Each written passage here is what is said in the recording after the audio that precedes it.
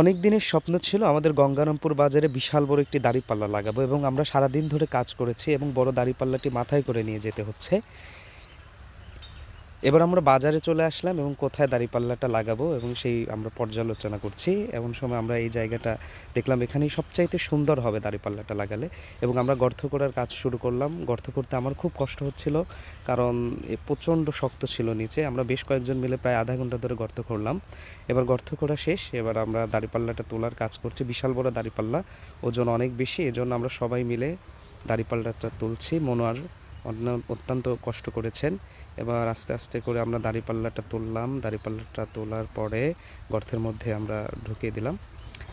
এরপর সবাই মিলে দেখছি আসলে কোন জায়গায় লাগালে ভালো হয়। এরপর আমাদের দাঁড়িপাল্লা লাগানো শেষ। রাত্রেবেলা লাইট জ্বালানো, দেখেন কি চমৎকার একটা দৃশ্য। অত্যন্ত চমৎকার মনে হচ্ছে। আসলে সারাদিন ধরে অনেক কষ্ট করেছি, বিশেষ করে মনোয়ার অনেক বেশি কষ্ট করেছে। তারপর আমরা দাঁড়িপাল্লাটা লাগালাম। দেখেন কত সুন্দর লাগছে দাঁড়িপাল্লাটা। অত্যন্ত চমৎকার। আগামী সংসদ নির্বাচনে পাবনা ৫ আসনে প্রিন্সিপাল মাওলানা ইকবাল হোসেনকে দাঁড়িপাল্লা মার্কায় ভোট দিন।